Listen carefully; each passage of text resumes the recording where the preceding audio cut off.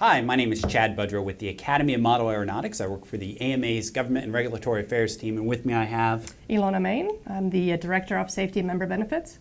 And Tony Stillman, I'm the Flying Site Assistance Coordinator. And today we want to talk to our club leaders, leader members, and contest directors. We know you guys are on the front lines, and we appreciate your volunteer effort to help our organization move forward. And today we want to address some of the most commonly asked questions we are receiving from those hosting events or those club leaders as to how new FAA regulation, specifically with UAS registration, affects our modeling community. So let's just jump right into the questions.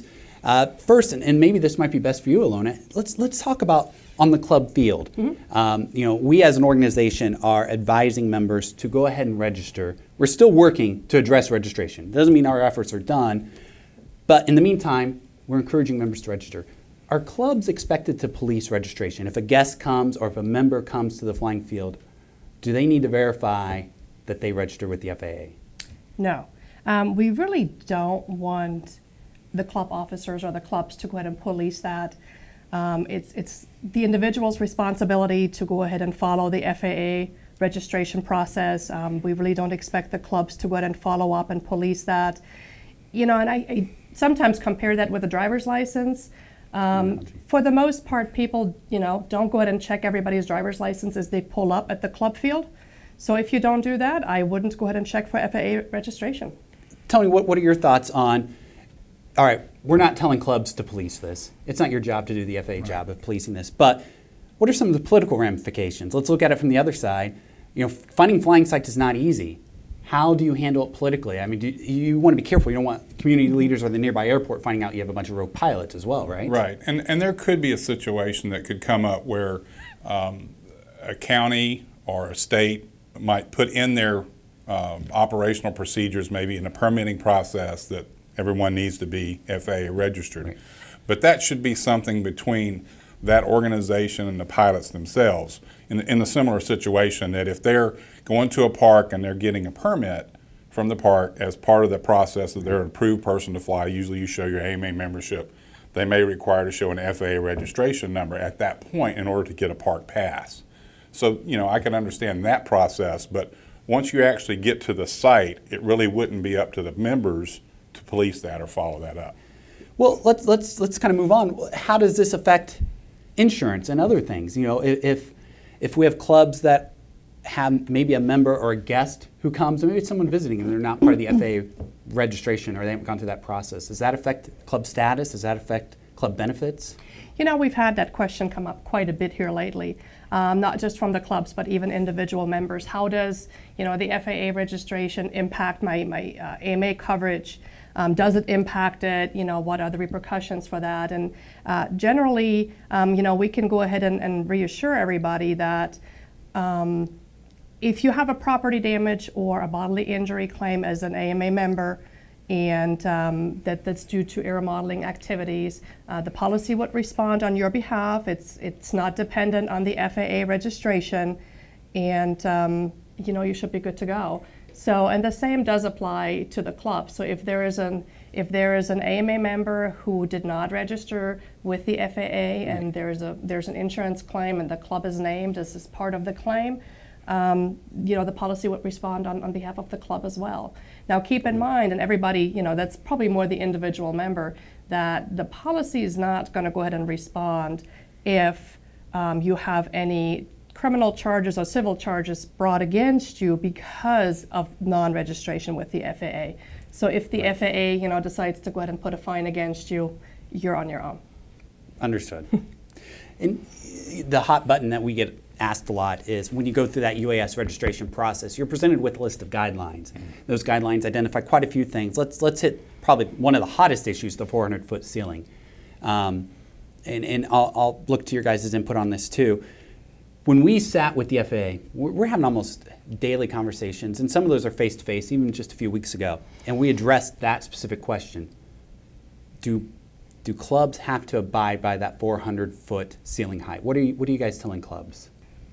Well, in most cases, I try to point to them that's the reason that 336 was put there, to actually delineate between the non-AMA member or the non-member of a community-based organization.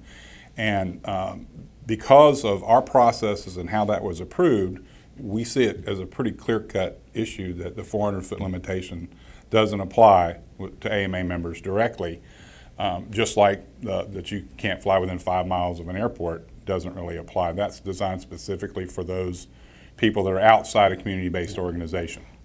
And that's what, when we talked to the FAA, and we had the FAA senior advisors and directors, and we had their legal counsel in this last meeting, along with ours, and it was pretty clear that yes, there are protections that community-based organizations like the AMA has, and those protections include, under the right circumstances, flying over 400 feet. Right.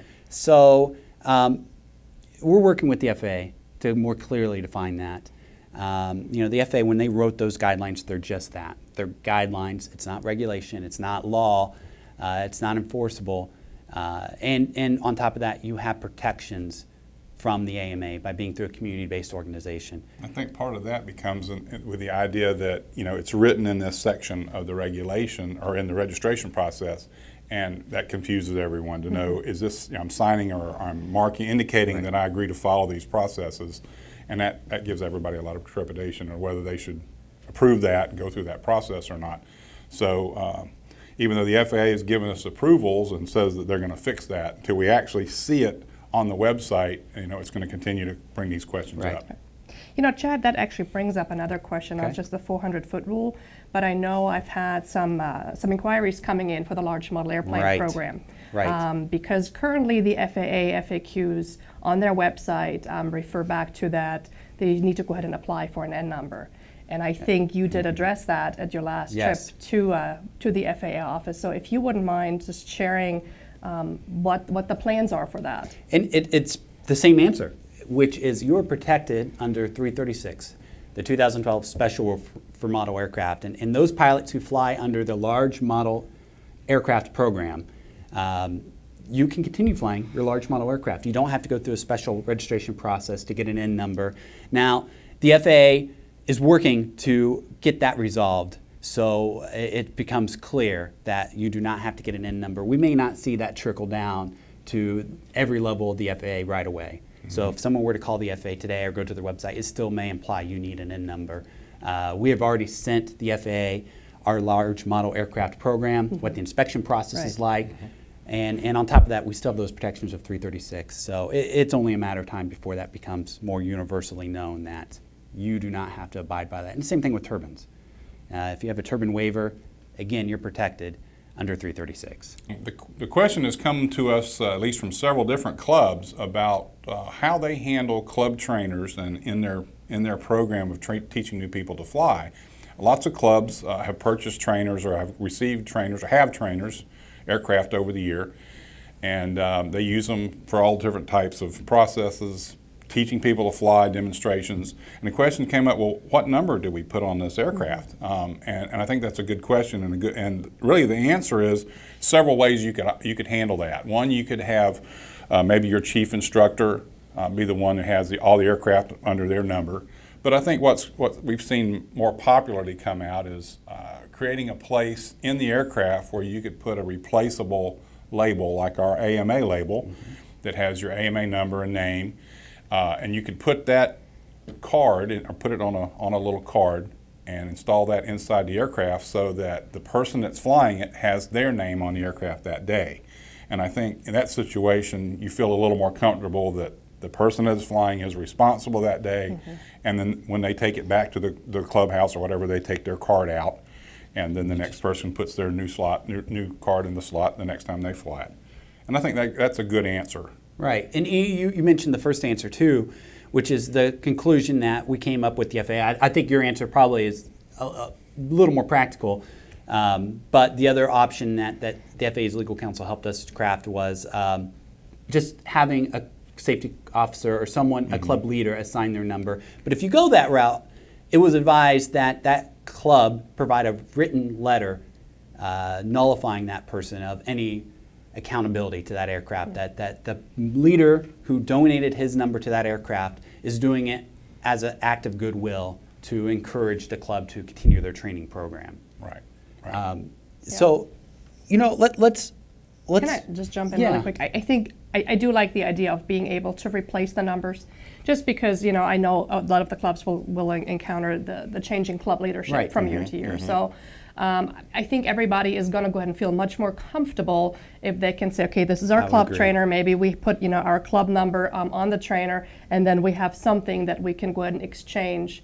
AMA numbers or FAA registration numbers on that aircraft, depending on who's using it. And it keeps it clean. It keeps it simple. Yes. And you still want to have your certificate. Doesn't matter if it's digital or printed, but you still want to have your certificate that's tied to that number.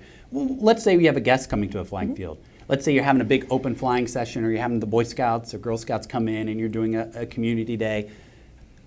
What number do you put on the plane? Do you require them to go to a computer and register? What are you advising clubs in that situation? Well, I think, just like we don't want to police the FAA registration, I don't know that we would want them to go ahead and say, well, here's the computer, sign up for your FAA registration, the day off. So again, in most cases, if you have an event such as that, they'll come in and they'll buddy box because they don't even have the experience yet. So you'll just go ahead and have whoever is handling the master transmitter have their number on the aircraft. Or even if you're using some of the newer aircraft that include some of the flight safety features into it, as long as you have a safety coordinator or someone nearby who's registered. Yeah, you have the pilot or the instructor that's involved teaching that person that day. If someone there from that group is registered and they're in this teaching process, then you're good to go. Yeah, the FAA is concerned that, one, whoever's flying has some level of education, that they're flying not recklessly, but trying to fly safely. So that's one purpose of registration. If they're coming to a club, that's being resolved. And to have accountability. If something were to happen, someone can answer some questions to help resolve the issue. So as long as there's some number on there that's tied to someone, the FAA.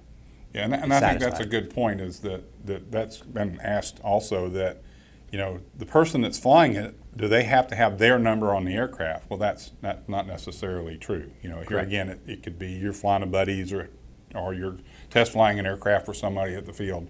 It really doesn't matter, except that aircraft is tied to a person that is registered. Now, here again, it's not up to us to figure that out, but it's okay for you to fly someone else's aircraft. Let's say you're at a competition for club contest directors, and the competitor's aircraft crashes. Quick, grab your buddy's airplane, finish the competition. You don't have to stop and put your number in. As long as there's a number on there tied to someone nearby, you're good to go. Exactly. So Chad, there was another question that has come up that had to do with law enforcement potentially showing up at the club field, or even maybe when there's an individual member flying somewhere. How is that best approached by club or by the individual member even? Right, because the FAA is already distributing information on how local law enforcement can help police and monitor this.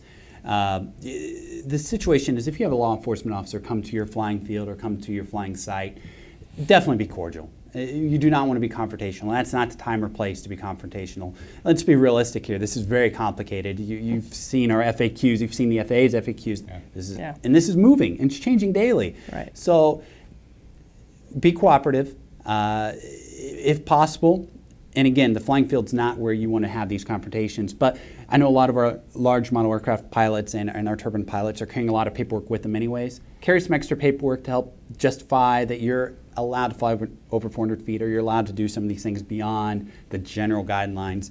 But ultimately, just comply with what the police officer is saying, and then come to us. If it's in clear violation of 336 or in clear violation of what the FAA has exempted us to do, let us know.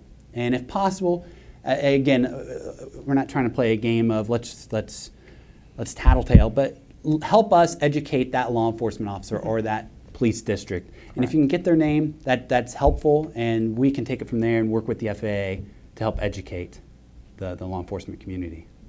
So Chad, is there a really good way for our club officers and the leader members, contest directors, all of our leadership positions, is there a good way for them to keep updated and to make sure that they have the newest information? Because obviously we know it changes on a regular basis. Well, exactly, and we're continuing our conversations with the FAA, U.S. Court of Appeals. We just came back from Capitol Hill, and so we're looking at legislative options. This is moving daily. So I would encourage all club officers to and the rest of our leaders to encourage everyone in our membership to check our website, modelaircraft.org/gov, check our blogs, check our social media. We have some great FAQs that we're updating as frequently as we receive new information. And equally important, check your email. If you're not receiving emails from the AMA, call the AMA and make sure you're on our email list. We try to send out emails on a regular basis to update our membership. So again, we appreciate you guys on our front line who are helping us continue to protect our hobby and preserve our hobby. And we hope that this video here helped provide you with a little bit of insight as to where we're at on this constantly evolving situation. For the AMA, I'm Chad, this is Ilona and Tony. Thanks again.